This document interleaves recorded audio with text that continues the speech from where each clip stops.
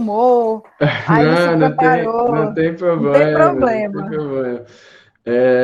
Bom, eu vou começar, primeiro me apresentar, né? Vocês não me conhecem, eu me chamo Fábio e eu faço parte, coordeno uma organização chamada Universidade Popular dos Movimentos Sociais, né? O que é isso, Universidade Popular dos Movimentos Sociais? É uma proposta de uma universidade contra-hegemônica, uma universidade diferente do que a gente está acostumado a conhecer, né?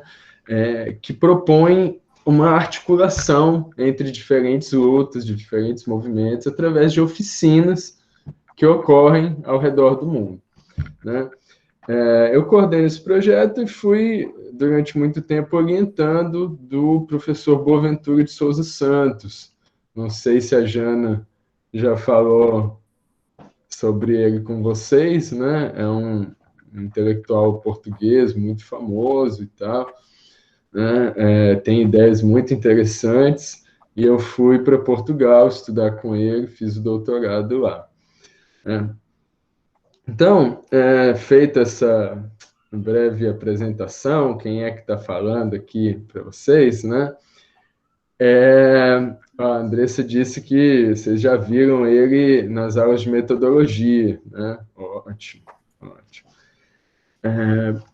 Eu quero fazer uma provocação para vocês aqui, e aquele momento, cri, cri, cri, será que vai dar certo? Vou pedir, na verdade, exigir aqui, na condição de convidado, a gente pode exigir algumas coisas, né? A participação de todo mundo da aula aqui, mas é uma participação muito simples, não precisam ficar preocupados, né? É o seguinte, eu vou fazer uma pergunta para vocês. E eu quero que vocês respondam com uma única palavra, ok? Todo mundo. Qual a ideia, ação ou sentimento mais importante para transformar o mundo? Enviei aí pelo chat também. Na opinião de vocês, qual a ideia, ação ou sentimento mais importante para transformar o mundo? Né? Se puderem, respondam pelo áudio. O Adonias falou. Oi? Amor. Amor. Ótimo. Vou anotando aqui. Amor. Quem mais? Ao meu ver, a vontade. Vontade. Sandy falou vontade. Bom dia. Que mais? Bom dia. Empatia. Para mim, eu acho que a reciprocidade. Empatia, reciprocidade. Acredito que a coletividade também.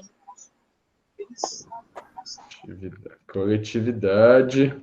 Quem mais? Eu acredito que a atitude.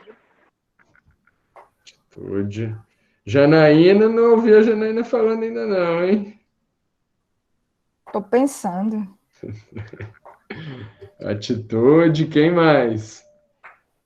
O pessoal que escreveu pode falar, gente. Fala aí.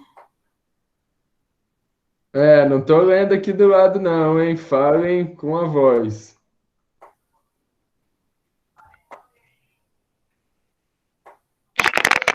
Assim como a colega, eu acredito que atitude. Atitude. No meu ponto de vista, acredito que visão e comprometimento. Comprometimento.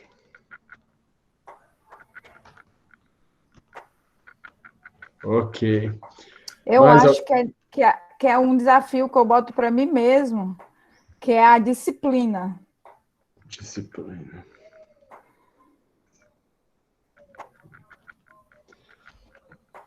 Alguém mais? A Ana Cristina, que está sem áudio, falou união. Teve a Fran, que disse a paz, né? A Melissa, ambição, por que não? Né? Alguém mais? Pode repetir a pergunta? Pode repetir a pergunta? Ah, lógico. Qual a ideia, ação ou sentimento? O que é mais importante para vocês para transformar o mundo? Se a gente quiser transformar o mundo, o que é que a gente precisa ter? Qual que é a ação que a gente precisa fazer? Qual que é o sentimento que a gente precisa sentir para transformar o mundo? O que é mais importante na transformação do mundo? A gente precisa ter esperança. Esperança, muito bom.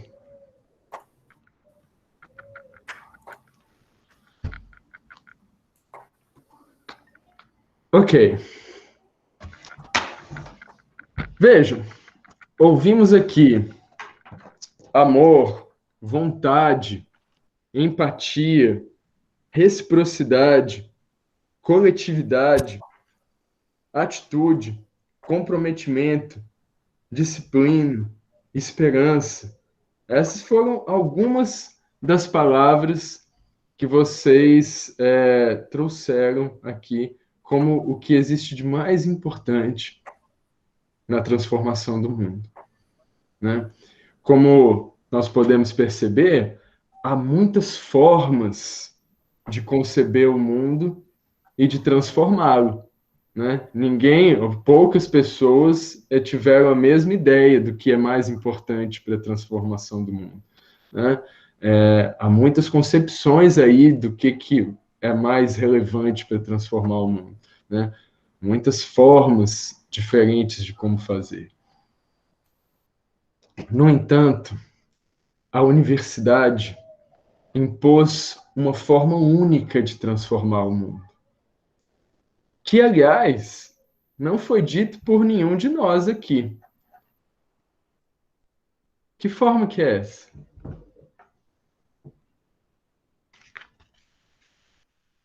Alguém tem um palpite?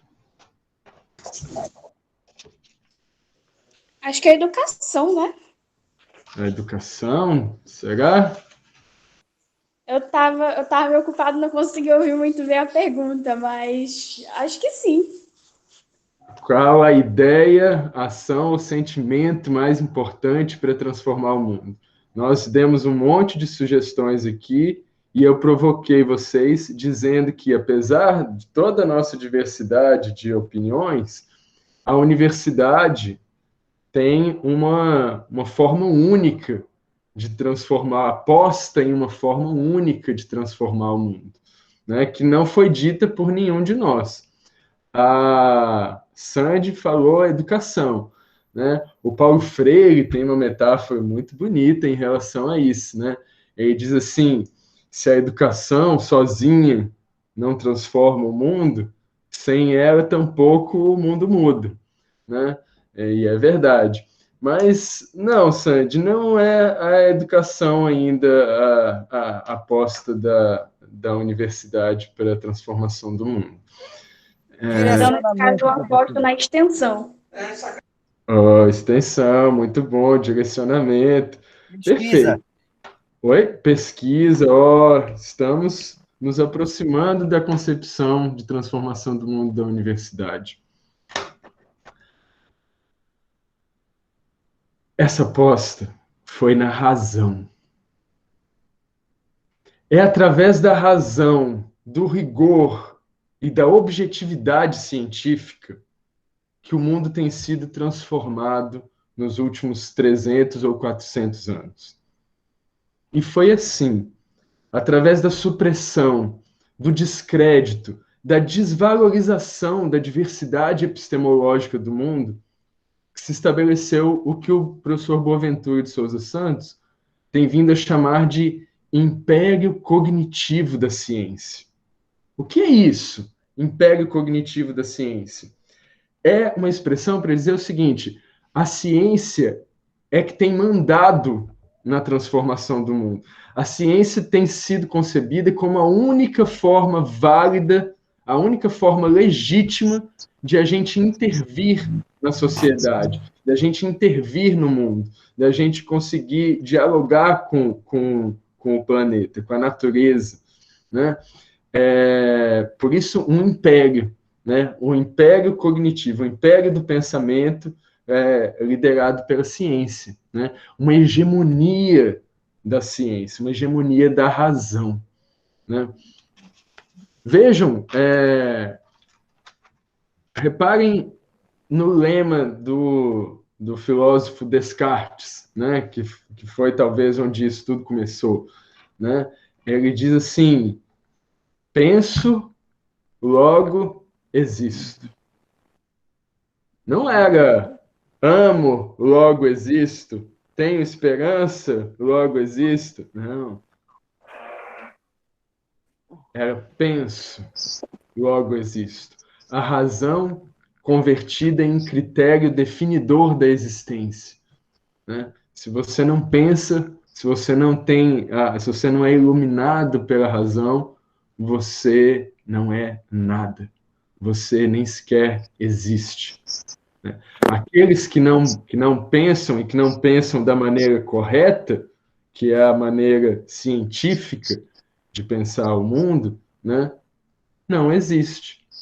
As populações indígenas e quilombolas, por exemplo, não existem, né, porque não pensam ou não pensam da maneira correta. Reparem onde essa lógica chega, né? Reparem na metáfora por trás do iluminismo. Todo mundo aqui estudou iluminismo no ensino médio, né? O que é o iluminismo? É a metáfora da razão iluminando o escuro do atraso e da ignorância, né? A razão é a luz que ilumina esse atraso e essa ignorância, né? Um outro filósofo dessa época também, ele vai mais longe. Vocês já devem ter ouvido falar também de um senhor chamado Francis Bacon. Ele diz assim, que com essas palavras, não estou inventando nada, né, é preciso torturar a natureza para extrair dela todos os seus segredos, né? O que é essa tortura? É a experimentação científica, né? É a testagem, é você ir lá, explorar a natureza, desvendar os seus mistérios, né? Fazer ela sofrer para obter o que você precisa, né? Essa é a concepção hegemônica da ciência, né? O outro desses filósofos, Augusto Comte, criou toda uma linha chamada de positivismo, né? Ele afirmava que a ciência é o único conhecimento útil a ser perseguido pela humanidade. A única maneira de investigar, de conhecer a realidade de forma legítima, seria através dos procedimentos científicos, do rigor, da objetividade, da avaliação por pares, né? Reparem que nessa lógica, o rigor, a razão e a ordem são o progresso, né? Olha o lema da nossa bandeira nacional, né? É um lema positivista, não sei se vocês sabem. Ordem e progresso era um lema dos filósofos positivistas, né? A ideia de que só com a ordem que a ciência cria no mundo, né? Só com a ordenação do mundo, com a classificação de todas as coisas, com a definição de como que as coisas funcionam, com a experimentação científica, é que nós poderíamos ter o progresso humano, né? Qual que foi a consequência disso? O que vocês acham que essa visão da razão acabou causando no mundo? Vocês acham que foi bom apostar todas as nossas fichas em uma única forma de conhecer o mundo? A Vanessa estava aí. Professor, a história da cidade nos mostra que quando o homem dependia da mistificação através de resolver tudo através de fatos naturais, o homem era muito massificado e a natureza sobrevivia porque ela não era tão explorada. Quando aparecem os pensamentos iluministas, o que acontece? O homem passa a se tornar a razão. O homem começa a se tornar o homocentrismo. Então, tudo roda em razão do homem. E o meio ambiente ele foi colocado em segundo plano. Só que, com essa consciência, o que aconteceu? Hoje nós vemos o quê? A razão é boa? É.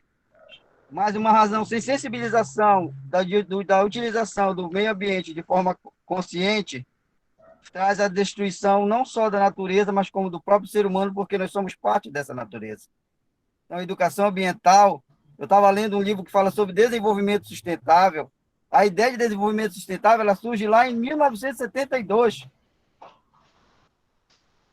Uma conferência que eles colocam várias formas, várias perspectivas de desenvolvimento sustentável. Só que até hoje, nenhuma dessas ideias, dessas teorias tiveram ainda êxito. Por quê? Porque o mundo hoje, apesar da razão, ele é um mundo capitalista. Então, se produz mais do que é necessário, se retira mais da natureza daquilo que o homem precisa, e o que acontece? O meio ambiente sofre e, consequentemente, nós, seres humanos, também estamos sofrendo. Aumento da abertura da camada de ozônio, aumento do calor, muitos terremotos, maremotos. E a educação ambiental é a única forma de nós conseguirmos termos um equilíbrio, tentarmos chegar ao equilíbrio, porque já foi tão devastada a natureza que é quase que impossível ou utópico equilibrar o homem e o seu meio ambiente. O Adonias tocou num ponto-chave aqui para nós, né? Reparem que... Perfeito, viu, Adonias? Perfeito. Reparem que em poucas décadas de avanço científico, de aposta na razão, né, e na ciência, em poucas décadas o ser humano se tornou possuidor de um conhecimento científico infinitamente superior a todo conhecimento acumulado pelo passado, né? E nesse momento revelou-se, então, a fragilidade da ciência. Que fragilidade que é essa?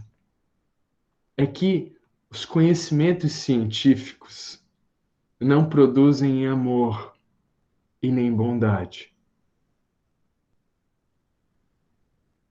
Vou repetir. Os conhecimentos científicos, a ciência, a técnica, a experimentação científica, né, não produz amor e nem bondade. Foi esse homem educado e conhecedor da ciência que produziu as guerras mundiais, os campos de extermínio, as armas de destruição em massa, né? Muito horror e muito sofrimento humano injusto foi causado, ou possibilitado, ou ampliado através do uso de recursos e de conhecimentos da ciência, né? Muito da nossa capacidade de exploração da natureza e do que hoje é chamado de recursos naturais, uma expressão péssima, né? Muito da nossa capacidade de exploração da vida e da natureza vem da possibilidade técnica que a ciência oferece, não é mesmo? É preciso, portanto, ter uma postura crítica diante do conhecimento científico. E é aqui que eu quero chegar com vocês, né? Essa postura crítica não tem a ver com negar o conhecimento científico. Reparem a diferença, né? Não seguimos aqui uma vertente negacionista que está tão em voga hoje em dia, né? De as pessoas negarem o progresso científico, negar que a Terra é redonda, né? Negar que as vacinas são eficazes, né? Ora, a ciência também produz muita coisa boa, que melhora a nossa vida, né? Que traz mais conforto, segurança, qualidade de vida, né? Sem dúvida nenhuma. A questão aqui não é negar a ciência. A questão aqui é ter uma postura crítica diante desse conhecimento científico, fazendo ele dialogar com outros saberes. Esse que é o ponto fundamental. E aqui a gente entra no tema da nossa conversa de hoje, da provocação que a Jana me fez, né? Das novas epistemologias, né? Das epistemologias do Sul, como propõe o Boaventura, né? Alguém aqui sabe me dizer o que significa a palavra epistemologia? Teoria do conhecimento. Bruno, teoria do conhecimento. Muito bem. Mais alguém? O que é isso de teoria do conhecimento?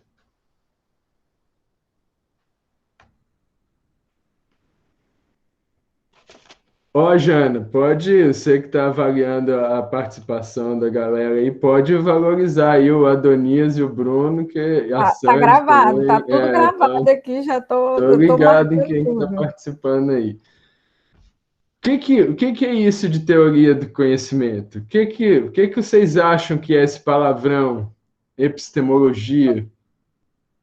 A teoria do conhecimento nada mais é do que uma ampla visão, né? Eu posso dizer assim, da razão, da própria filosofia, porque nós sabemos que, no caso, a ciência, ela teve uma influência muito grande no lado filosófico.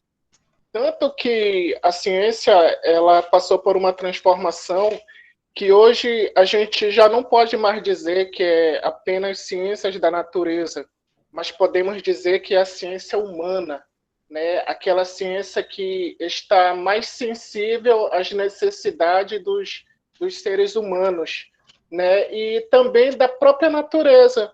Mas só que essa evolução, eu posso dizer que ela tem um certo preço, porque devido o homem ele crescer em conhecimento, né, ele acaba agredindo, eu posso dizer assim, os recursos naturais, né? Então, a partir do momento que o homem ele agride a natureza, ele está se agredindo, né? Porque nós dependemos de tudo isso, né? Nós sabemos que o corpo humano ele tem os componentes, eu posso dizer assim, da natureza. Nós temos os elementos da natureza dentro de nós, como a água, o fogo, né? Então, quando nós passamos a fazer a ciência humana, nós passamos a estar mais sensíveis, né, às nossas necessidades e a se habituar, né, no meio natural.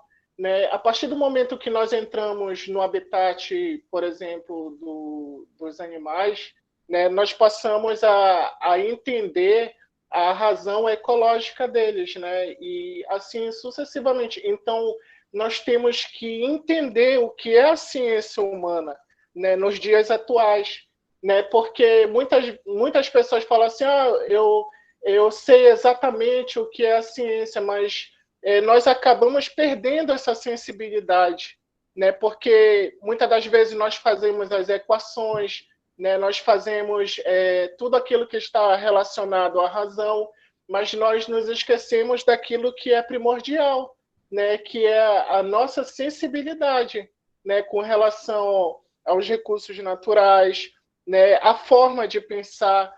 Por que hoje, eu posso dizer assim, a pandemia ela tá agredindo, eu posso dizer assim, todos nós, porque, na verdade, o próprio ser humano ele foi fazendo as transformações, ele foi fazendo as experiências, né? Então, eu posso dizer assim, nesse egoísmo de querer ter o conhecimento, eu posso dizer assim, amplo, né? O ser humano ele acabou criando uma arma contra si próprio, né? Então, por isso que eu vejo que a ciência humana, nos dias atuais, ela é essencial para todos nós, né? Então, antigamente, foi através da filosofia que a ciência ela começou a dar os primeiros passos, né? Mas só que, infelizmente, hoje eu vejo que o homem ele perdeu o controle, né?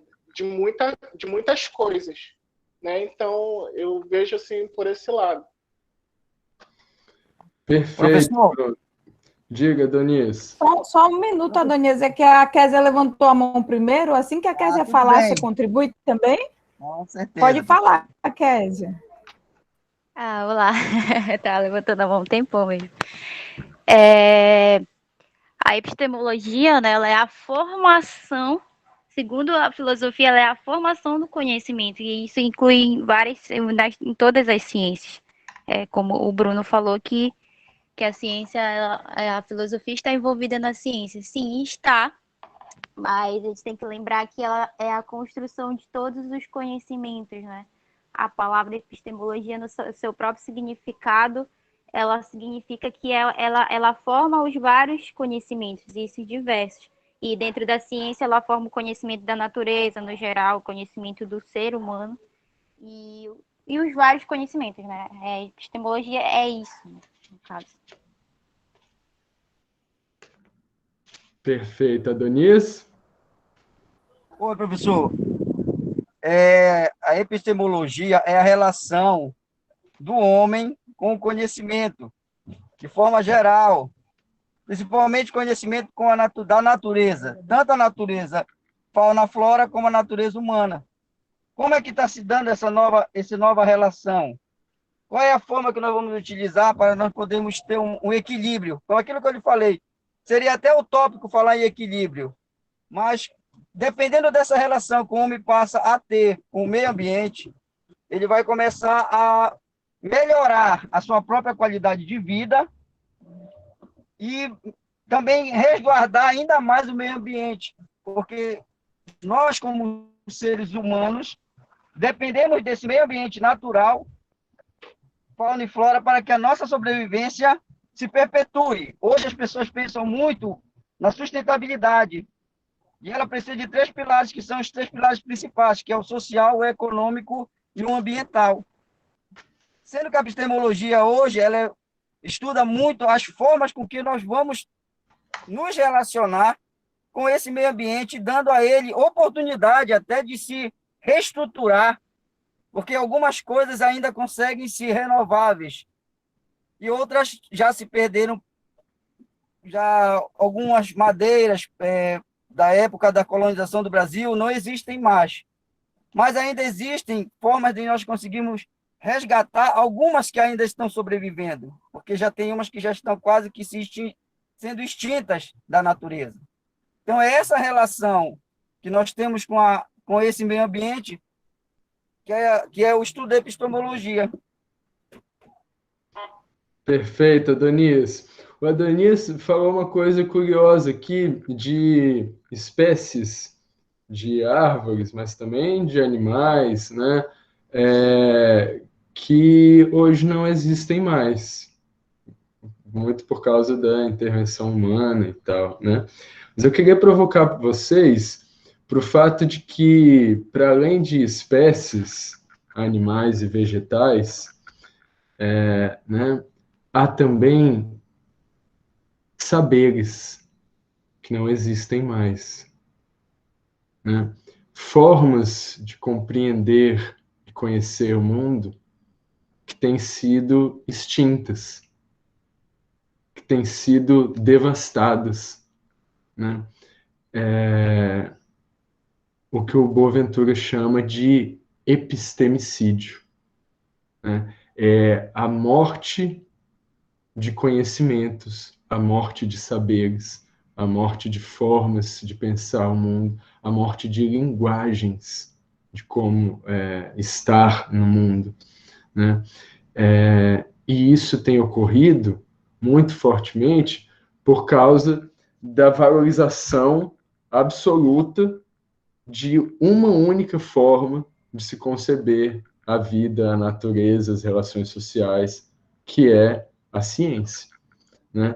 No momento que a gente valoriza uma única forma de conceber o mundo, todas as outras formas são tidas como equivocadas, né? São formas, a gente pode usar 1000 palavras para isso, né? Formas menores, formas arcaicas, né? Formas primitivas, ao longo do tempo, formas subdesenvolvidas, né? Ao longo do tempo, as ciências sociais foram hábeis em criar muitos termos pejorativos para essas outras formas de conceber o mundo, né? Mas o fato é que elas são desvalorizadas, né? E por isso, muitas vezes, acabam perecendo, né? Acabam deixando de existir, né? Voltando ao ponto da epistemologia, o que vocês disseram está correto, né? Epistemologia é uma teoria do conhecimento, né? Mas mais que isso, e aí eu peço que quem puder e tiver interesse, anote isso. Epistemologia é o estudo dos critérios de legitimidade do conhecimento. Que é isso, Fábio? É o estudo dos critérios que tornam um conhecimento legítimo. Porque nem todo conhecimento é válido. Se a gente disser que tudo é válido, então não precisa ter estudo disso. Qualquer coisa que a gente falar vale como conhecimento e, portanto, não é preciso discutir. Percebam? Se a gente discute isso, né, é porque a gente precisa definir, tem coisas que as pessoas dizem que não vale nada. E tem outras coisas que a gente tem que são interessantes, que valem a pena a gente dedicar um tempo para pensar sobre elas, né? Ou seja, tem que ter critérios aí que definem a palavra que é legítima da palavra que não é conhecimento, que é outra coisa, que é opinião, que é... Estão percebendo? A epistemologia a expressão epistemologia, na sua origem, é o estudo desses critérios. Como é que a gente define os critérios do que é e não é conhecimento válido, né? Isso é epistemologia, né? A definição desses critérios de legitimidade do conhecimento. O que acontece? Professor, Diga. Um adendo. É por isso que hoje em dia o conhecimento científico ele precisa de vários tipos de etapas ou critérios para poder ser comprovado. Ótimo. A Donice tocou num ponto importante. Reparem que, ao longo do tempo, a expressão epistemologia foi deixando de ser isso que eu disse, um estudo dos critérios de legitimidade do conhecimento, para se transformar no que o Adonias falou, que é um pouco diferente dessa definição que eu dei. Repare, com o passar do tempo, ela deixou de ser o estudo dos critérios de legitimidade do conhecimento em geral, para passar a ser o estudo dos critérios de como definir o que é ciência. Porque ciência se tornou sinônimo de conhecimento válido. Tudo o que não é ciência também não é considerado como conhecimento não válido, né? Ou seja, a epistemologia deixou de ser um estudo dos critérios de legitimidade do conhecimento para passar a ser os critérios de legitimidade da ciência, né? Para passar a ser o estudo da ciência. Então, é o que o Adonias falou, as etapas que são necessárias para que um conhecimento seja considerado científico. Há um monte de etapas, há um monte de critérios, o rigor, a objetividade. Vocês já devem ter estudado isso nas aulas de metodologia, não é mesmo? Vocês poderiam citar aqui para mim vários critérios aí de legitimidade do conhecimento científico, não podem? Citem aí para mim alguns critérios que vocês aprendem na aula de metodologia? Todos nós podemos fazer ciência. Sim, todos nós podemos fazer, sem dúvida. Mas a gente aprende nos manuais que há uma forma certa de fazer isso, não é? Há critérios, por exemplo, o rigor, a objetividade, né? A neutralidade, que é um critério muito questionável, né? O conhecimento científico precisa ser um conhecimento neutro, né? Será que precisa? Né? Outro critério... É a observação, professor. A observação, exatamente. A observação sistemática, né? Classificatória. Outro critério, avaliação por pares, né? Conhecimento científico exige a avaliação de outros especialistas, não pode ser só a sua opinião lá sobre uma determinada A experiência, né? A experimentação científica, né? Perfeito. Agora, reparem, esses são critérios que definem um tipo de conhecimento, o conhecimento científico, ok? Há muitos outros saberes e formas de conhecer o mundo que não se encaixam nesses critérios. E por isso são desvalorizados, né? Onde que eu quero chegar com essa conversa com vocês?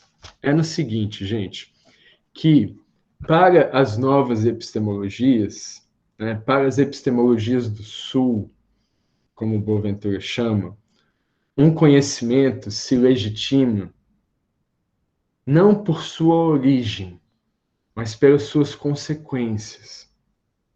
Se quiserem, anotem isso também, né? O critério de legitimidade do conhecimento para as epistemologias do Sul não é se esse conhecimento veio da universidade, não é se ele foi produzido a partir do rigor, da objetividade, da avaliação por pares, não é a origem desse conhecimento. O critério de legitimidade do conhecimento para as epistemologias do Sul são as consequências desse saber. Vamos entender isso na prática. Vejamos um caso concreto, para vocês visualizarem o que eu estou querendo dizer e como que a gente aplica isso na educação ambiental. Tá bom? Vamos ver o caso da exploração de petróleo no Equador. Eu não sei se vocês sabem, se já ouviram falar, né? Vocês estudam educação ambiental, talvez tenham algum conhecimento desse tema, né? No Equador, assim como em muitos outros países da América Latina, no próprio Brasil, né?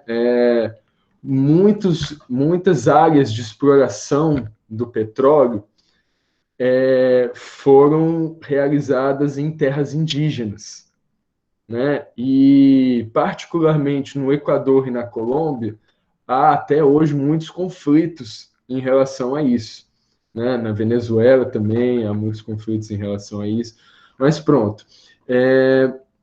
Existe exploração, prospecção de petróleo em terras indígenas na América Latina, né? Ora, a ciência diz que o petróleo é um combustível fóssil, um recurso natural não renovável. É assim que a ciência entende o petróleo, é assim que a ciência define o petróleo, né? Um combustível fóssil, um recurso natural não renovável. Ok.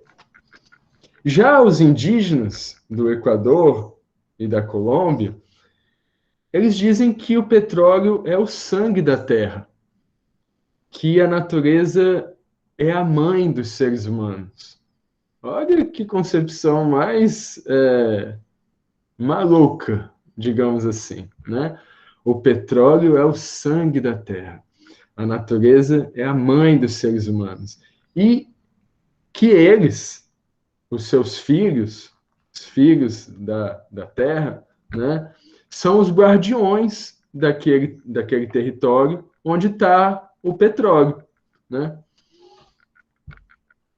quem que está correto nessa história? Qual é, objetivamente, nessa situação concreta, o conhecimento legítimo? O que diz que o petróleo é um combustível fóssil e um recurso natural? Ou que diz que o petróleo é o sangue da terra, que a natureza é a nossa mãe, que nós somos os filhos dela, que a gente tem que proteger o sangue da terra? Professor,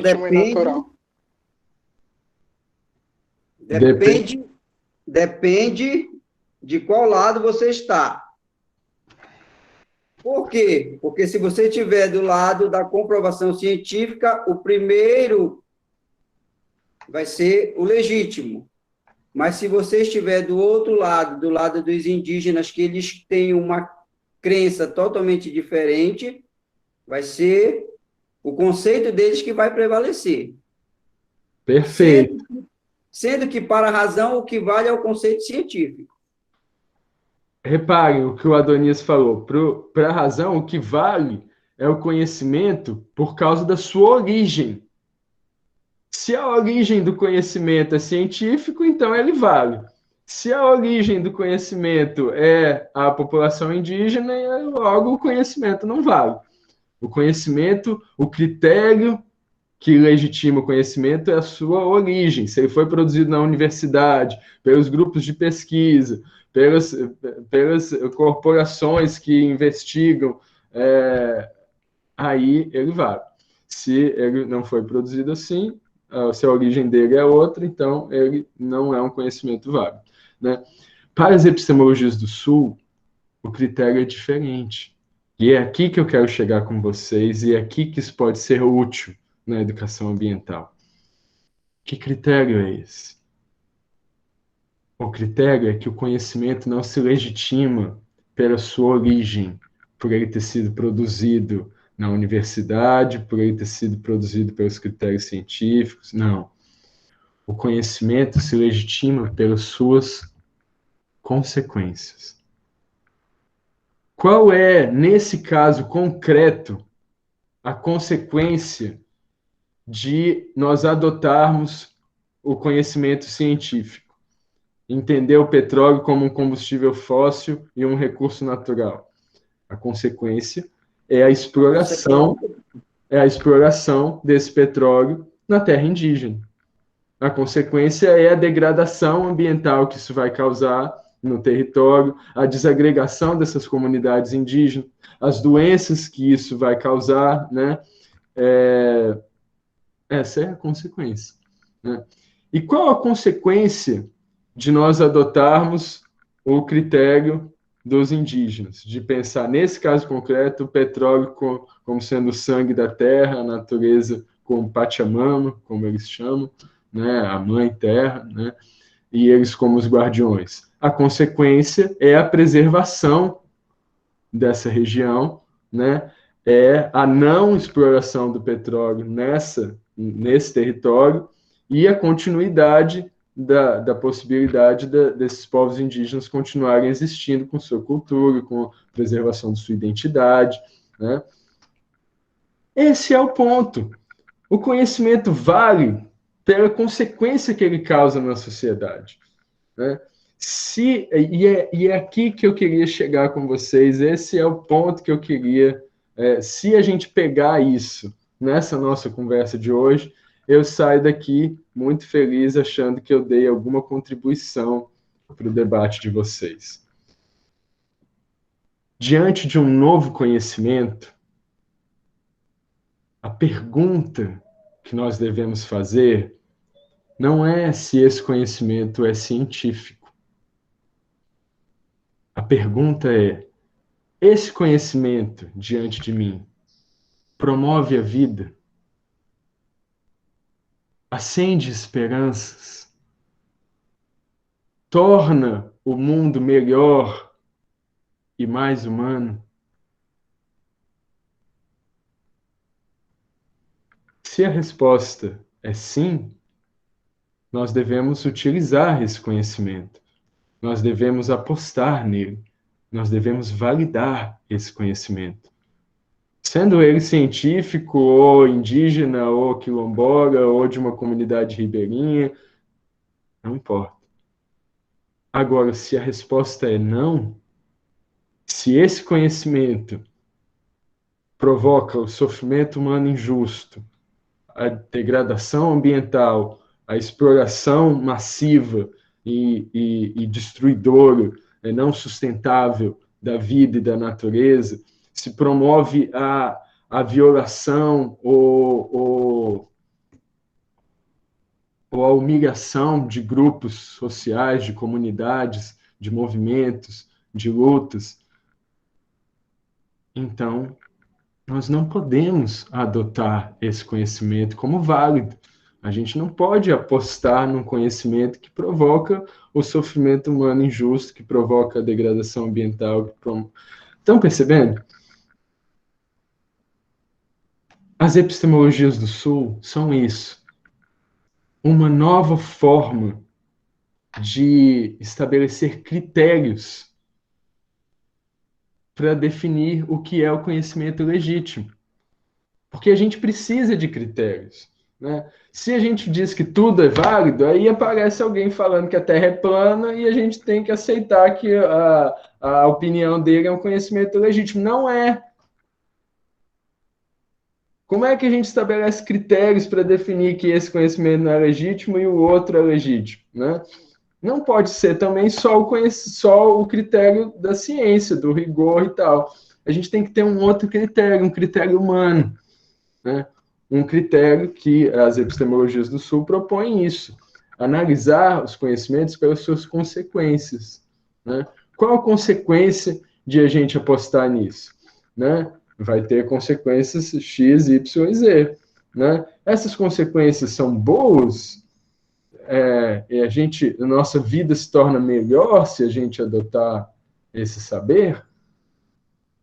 É essa pergunta que nós temos que fazer, né? E na educação ambiental, essa é a chave para a gente poder debater um monte de temas, né?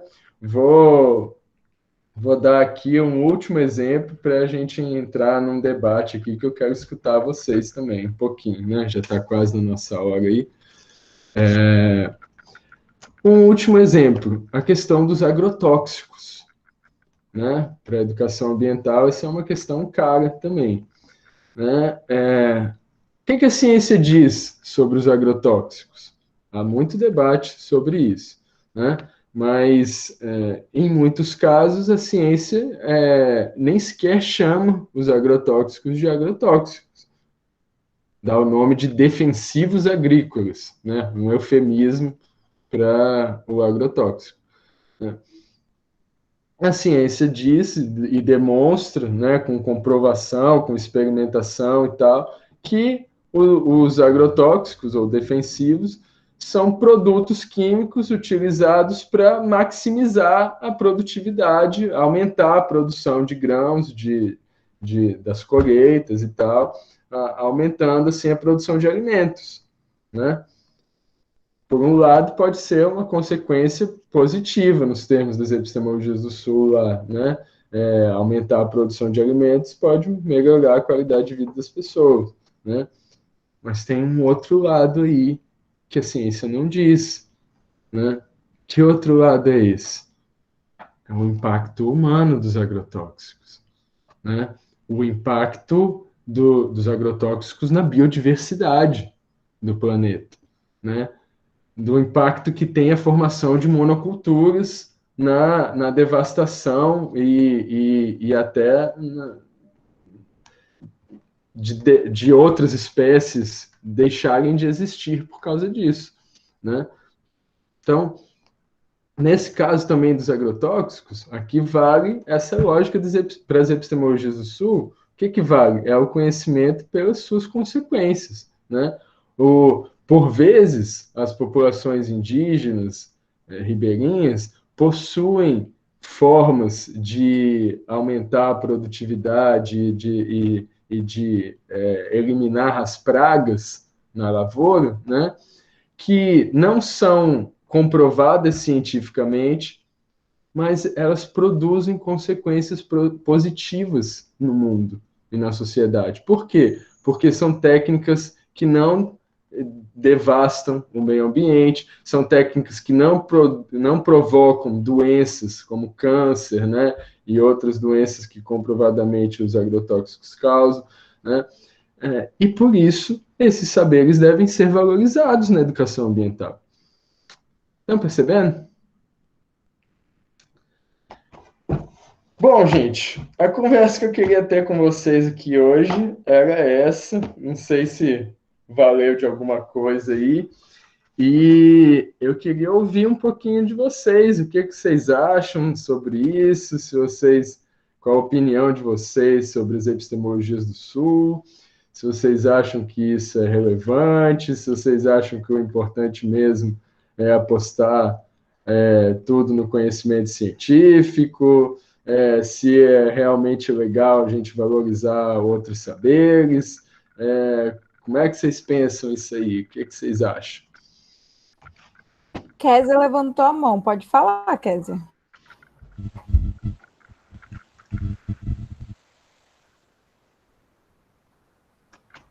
Tá sem o áudio. Não conseguimos te escutar ainda, Kézia. Tá saindo só um ruído, Kézia, sem o seu áudio.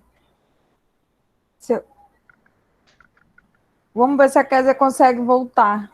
Alguém quer falar? Adonias? Vai lá, Adonias. Bom dia novamente, professor, professora. Essa palestra que o senhor passou, através desse conhecimento que o senhor nos repassou agora, ele nos faz e nos traz uma reflexão muito grande. Porque quando o conhecimento empírico ele se insere no conhecimento científico, com certeza a consequência vai ser muito menos devastadora do que só o conhecimento científico. Por quê? Porque quando os japoneses criaram a pólvora, eles não criaram com a intenção de ser criado bombas através dessa descoberta. Mas o homem, com a sua ganância, pegou esse conhecimento e transformou-no em armas de destruição da humanidade. Os índios eles têm um conhecimento empírico da natureza que, se colocado em prática, com certeza vai haver uma diminuição muito grande da degradação do meio ambiente. Mas por que ele não é aceito, esse conhecimento? Porque as consequências vai ser conservação. E para o pensamento capitalista atual do século XXI, eles não aceitam que as coisas permaneçam do jeito que elas estão, ou ter uma consequência sustentável. Porque, como essa epistemologia do pessoal da região do Sul, eles pensam de uma forma diferente, que o conhecimento ele tem que ser medido pela consequência que ele vai trazer para a sociedade, com certeza ele vai ser muito debatido. Por quê? Porque quando você traz consequências positivas para a sociedade, a minoria capitalista ela não aceita. Por quê? Porque benefício para a sociedade é o quê? Se tornar o meio ambiente igual a todos. A nossa vida, tanto social, como econômica, como ambiental, ela ter equilíbrio. Esse conhecimento, trazendo consequências para a melhoria desses 3 níveis, ou esse tripé, para que a sociedade possa viver bem, não é interesse das pessoas do poderio capitalista. Muitas vezes a pessoa diz, porque tu é extremista. Eu digo, não. O meu pensamento é que, para se viver bem, tem que haver equilíbrio entre o conhecimento empírico e o conhecimento científico, trazendo com isso consequências positivas. Se nós formos verificar, todas as descobertas científicas, elas tiveram um cunho benéfico para a sociedade. Mas, infelizmente, a ganância do ser humano colocado em forma de razão, fez com que esse conhecimento se transformasse em um dispositivo para a destruição da própria humanidade. Como a descoberta da biologia, que foi transformado em quê? Armas biológicas. Para que isso? Se nós queremos como a sustentabilidade diz que nós temos que guardar esse meio ambiente para essa geração e para as futuras que elas possam desfrutar, então nós temos que verificar, como o senhor disse, qual o melhor conhecimento, não interessa de onde ele venha. O importa é a consequência que ele vai trazer para a nossa geração e para as futuras que nós estamos... O que é que nós queremos para as futuras gerações? O que é que eu quero para o meu filho? O que é que eu quero para o meu neto? E é uma pergunta, é uma reflexão muito grande que nós temos que fazer. Porque se a consequência é boa, vamos colocar em prática. Se a consequência é ruim, como o senhor falou, vamos tentar, pelo menos, diminuir o uso desse conhecimento para que não seja tão devastador. Obrigada, Adonias. O Adonias disse coisas muito interessantes aqui que eu vou resgatar uma ou outra. E teve também a Kézia aqui que fez uma pergunta importante, né? Vou tentar ver aqui se eu dou um jeito de responder. O Adonias comentou, né, de que muitas vezes o conhecimento é usado para determinado objetivo, né? E isso tem a ver com a pergunta da Kézia também, a gente já vai entrar lá, mas repare, o Boaventura, em muitas palestras dele, diz precisamente isso, né? De que o conhecimento é válido contextualmente, né? Dependendo do contexto, um conhecimento científico pode ser o mais importante, o mais interessante, o mais útil. Em outros contextos, podem ser outros conhecimentos o mais útil, né? Então, o exemplo que o Boaventura dá, né? Se eu quiser chegar até a Lua, eu vou precisar do conhecimento científico. Sem ele, eu não consigo criar um foguete para ir para a Lua, né? Mas se eu quiser preservar a floresta e frear o desmatamento na Amazônia, eu preciso do conhecimento indígena. Para cada objetivo que eu tiver, eu vou ter que usar contextualmente um tipo de conhecimento. Percebe? Não cabe aqui um enfrentamento, nem uma negação do conhecimento científico. A questão é a gente ser capaz de pensar sempre as coisas, o mundo, criticamente, né? E ver e confrontar determinadas soluções com outras que às vezes são desvalorizadas, né? A questão está em colocar em diálogo a ciência com outros saberes, para ver o que acontece, tá percebendo? Para ver o que sai desse diálogo, para criar pontes entre o que se produz na universidade com o que se produz na sociedade, né? Com o que se produz nas comunidades, com o que se produz em outras formas de compreender o mundo, e ver o que dá dessa liga aí, né? O que se produz quando se junta essas coisas, essas diferentes formas de ver o mundo. Daí podem sair sínteses novas, soluções que a gente não pensou ainda, né? Essa que é a ideia nova, né? Então, a Kézia aqui fez a Kézia ou a Janaína? Peraí. A Kézia mesmo, fez uma pergunta que eu acho que vale a pena a gente pensar um pouquinho. Ela diz assim: queria saber a opinião do professor em relação à ciência e a monopolização do capital, né? Será que tem alguma relação o conhecimento, o avanço do conhecimento científico com o avanço do capitalismo? Vocês acham que tem alguma relação essas duas coisas ou elas são independentes, não tem nada a ver? Professor, hoje em dia o conhecimento ele precisa de investimento. E quando o conhecimento ele vai melhorar o investimento ou conseguir ampliar o lucro de algum laboratório, de alguma empresa, ele vai investir naquele conhecimento, mas ele vai querer um retorno em torno daquele conhecimento. Então, tem tudo a ver porque infelizmente, sem recurso financeiro, nós não conseguimos buscar a pesquisa, a extensão e outros meios para nós chegarmos à resposta daquela nossa indagação. Então, precisa de investimento. E quando o conhecimento vai gerar um lucro muito alto, com certeza o monopólio capitalista vai cair igual como se fosse uma matilha de lobos numa presa, em cima da busca daquele conhecimento para poder gerar mais lucros para suas empresas. Mas vejam uma coisa legal, que vocês mesmos estão chegando nesse raciocínio. Que aí já vem de encontro com o que a Ana Cristina falou aqui, que a ciência por si só não vai aceitar esse tipo de conhecimento sem sua comprovação. Contudo, vejam, o capital ele vai estar apostando na ciência ou em qualquer outro conhecimento que dê lucro? Parem para pensar nisso.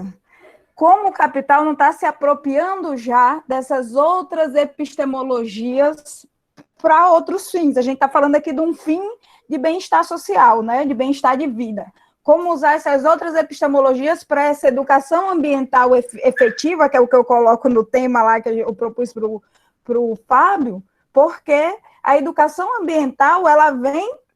Todos esses autores no começo da fala do Fábio, não sei se vocês lembram, teve uma aula que a gente teve, que eu botei a foto deles, eu botei a foto do Francis Bacon, botei a foto com a frasezinha do Descartes, eu falei do Comte. Então, vejam, a educação ambiental ela vem como uma crítica ao reducionismo, às disciplinas, aos quadradinhos das disciplinas, né?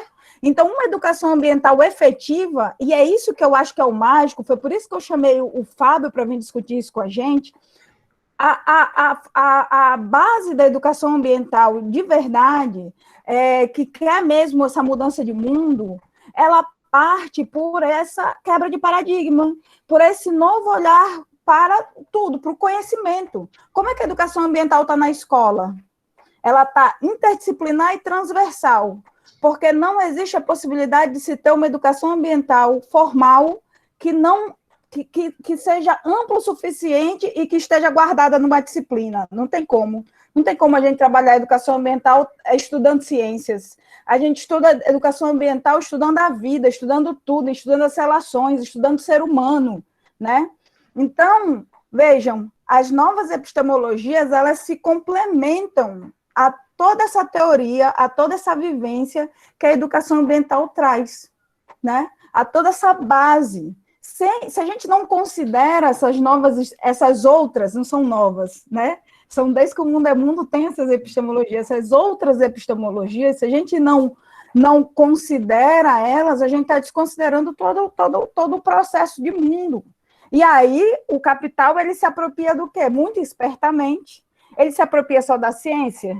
Ou ele se apropria do conhecimento tradicional para pegar um composto que ele queira, da forma como ele quer? Ou ele se apropria da forma de tirar óleo que as mulheres daqui tiram o óleo de andiroba para fazer andiroba, para ganhar dinheiro em cima de óleo de andiroba, exportando? Ou ele se apropria da forma como nossos peconheiros, as crianças da Amazônia, estão tirando o açaí daqui para ir para todo mundo, para exportar açaí para todo mundo? Então, talvez a gente não esteja indo um contra o outro. Essas outras epistemologias já estão entre nós, e já estão sendo aceitas, só que aí tem toda essa discussão que a gente precisa ter para a gente se entender.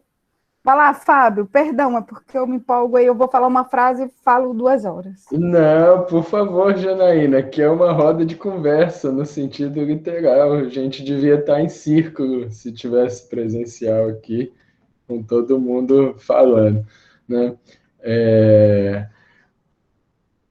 Gente, respondendo à questão da Kézia, desde o primeiro momento, o progresso científico, o avanço da ciência esteve atrelado ao avanço do sistema capitalista, né?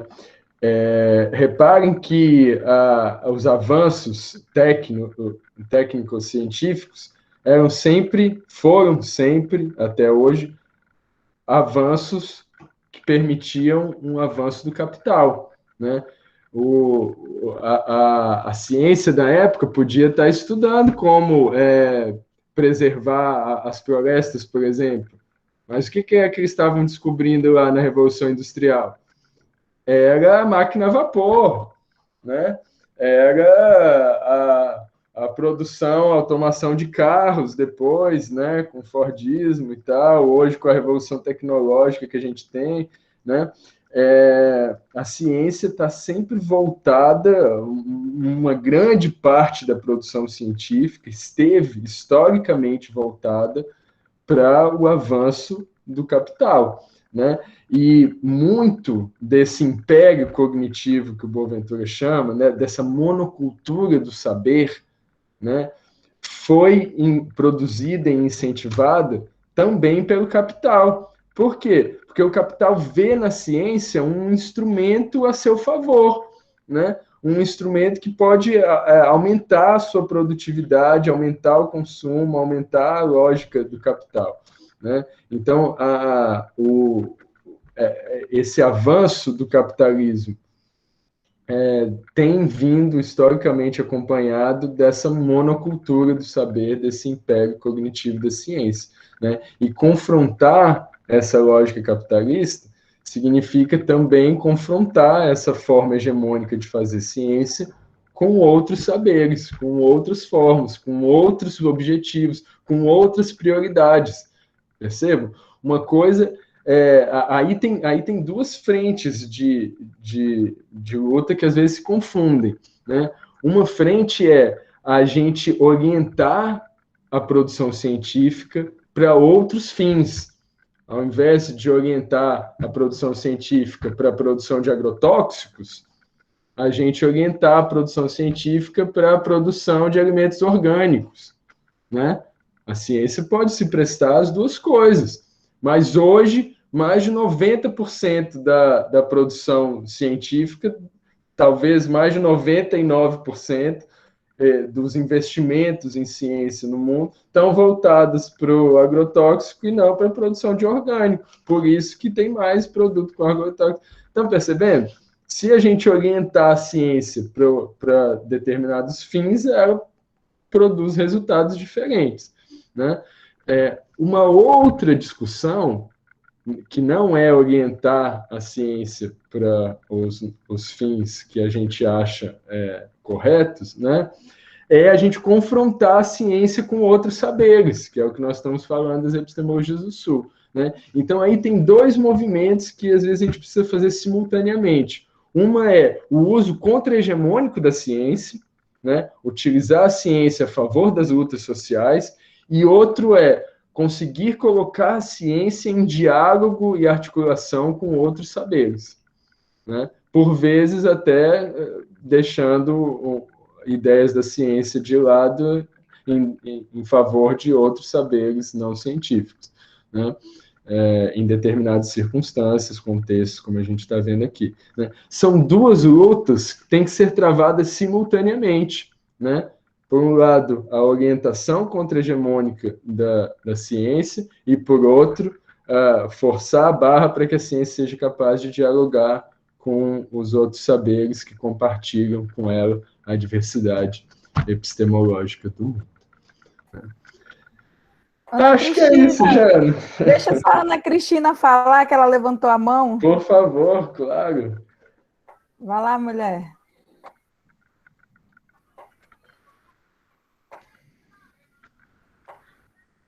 Ana Cristina? Levantasse a mão, não sei se teve algum problema. Que ela não está conseguindo, de repente, abrir o microfone. Mulher, se você conseguir... Cadê? Ah, foi sem querer. Tudo bem. Não se preocupe. Gente, eu queria, Fábio, só te agradecer demais. Assim, a gente até tinha pano para ficar aqui, viu? Não sei se você viu, mas caiu umas 3 pessoas de uma vez. Quando cai 3 pessoas de uma vez, é porque foi um lugar na internet específico que sai todo mundo que cai mesmo. Deu até uma estabilidade aqui em casa. No mesmo momento que as pessoas caíram. Mas é uma roda que tem muita conversa, né? A gente tem muita coisa teria muita coisa ainda para discutir. Eu queria conversar com você sobre a UPMS, para você contar para os meninos como, né? Poxa, como efetivamente fazer isso, implementar essas novas epistemologias e de forma efetiva estar fazendo essas duas lutas que você estava conversando agora, né? E vai ser num outro momento, porque já são meio-dia, o povo vai ter que sair para almoçar, tem seus compromissos, mas tem ainda. Eu queria saber, queria que você tivesse falado, que depois a gente pode ter um outro momento, para falar de como, porque assim, eu sinto também que a galera da turma tem uma curiosidade para entender como é que você se tornou você, sabe? Como é que você se tornou alguém que para pensar nisso, que quer estudar isso, que quer chegar onde você chegou. Então, assim, são exemplos que às vezes a gente fala, mas a nossa própria vida também já tá explicando um pouco do porquê que a gente chegou ali. Então, a gente vai ter que ter esse outro encontro com a sua agenda lotada, com a minha agenda lotada, a gente vai ter que dar um jeito, porque a gente precisa conversar mais e colocar essa galera daqui para conversar com a gente, que é tão legal, gente. Eu amei, de verdade. Eu acho que foi uma coisa assim que eu me surpreendi, fiquei morrendo de medo. Ai, meu Deus, será que está muito profundo para os meninos? E vocês só deixaram uma expectativa muito além do que eu achava que ia ser, viu? Gostaria que mais gente tivesse falado, é lógico, mas também entendo as limitações de cada um que se expressa de jeito diferente. O virtual é muito, muito frio ainda, mas a gente vai conseguir chegar mais um pouquinho para frente e melhorar a troca. Obrigada a todos vocês que estão botando aí no chat coisas para o Fábio. Fábio, um prazer sempre. E tem as portas da universidade, das minhas turmas, sempre abertas para o que você precisar. Valeu, Janaína. Quando vocês quiserem bater um novo papo aí, a gente combina, tá bom? Tá bom. Foi um prazer. Você tá vendo aí o chat, não tá? Tô acompanhando tá aqui. Ótimo, então. Gente, pois obrigada a vocês. Sexta-feira tem atividade assíncrona. Terça-feira a gente tem outra roda de conversa. E aí a gente vai conversando, tá bom? Vou me esforçar ao máximo para conseguir organizar a nota de vocês. Prometo, para botar lá no Classroom, tá bom? Obrigada. Um beijo. Boa semana para todo Obrigado, mundo. professor Fábio, professora Janaína, por essa iniciativa de nos trazer um tema bastante atual, bastante esclarecedor, e que fez com que nós pudéssemos ter uma outra visão, além daquela que nós já tínhamos. Por quê? Porque quando nós ganhamos conhecimento de visões diferentes, nós entramos em conflito com aquilo que nós já tínhamos, e nós começamos a desconstruir, desaprender e fazer um outro conceito sobre ciência. E sobre o conhecimento, critérios desse conhecimento. Esse é o caminho, Donias, total. Valeu, gente. Muito obrigado. Um grande abraço para vocês. Fábio, fica gravado e eu coloco no canal do YouTube para quem faltou na aula. Então, se você quiser a gravação, vou te passar o link depois, tá bom? Joia. Até mais, Valeu, gente. Obrigada. Eita, esqueci a frequência. Dá tempo ainda. Saiu a metade da turma, mas vão escrevendo aí, gente. Quem puder, quem ainda não saiu, escreva o nome aí, pelo amor de Deus. Eu esqueço dessas coisas de pegar o nome. Eu sou a professora mais atrasada nessas coisas. Normal. Fábio, a gente conversa, viu? Obrigadão, de verdade. Um abraço, viu, gente? Tchau. Até mais.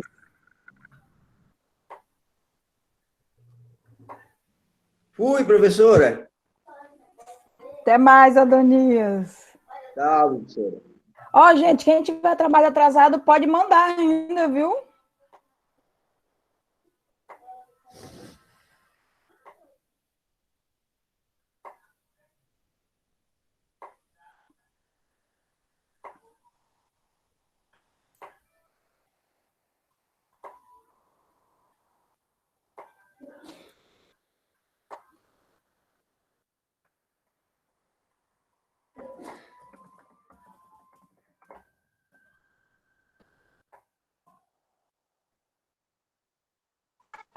Ei, professora? Oi? quando mais ou menos a senhora consegue atribuir a nossa nota? Só para saber mesmo como está o nosso Eu, desempenho. eu espero que até o final dessa semana, se Deus quiser. Eu odeio fazer isso, não ter feito, mas é porque eu inventei tanto trabalhinho, e aí tá ruim de eu corrigir todos os trabalhinhos, entendeu? Mas eu Entendi, espero que professor. até o final da semana eu consiga fazer pelo menos a primeira unidade toda, terminar de juntar todas as notas para já botar lá. Tá bom, professor. Obrigado. Tá bom? Ana Cristina, pode mandar, pode botar o trabalho pendente, é só entregar atrasado, não tem problema. Quer dizer, não é a mesma nota que o primeiro, que quem entregou na hora, mas pelo menos é melhor do que nada.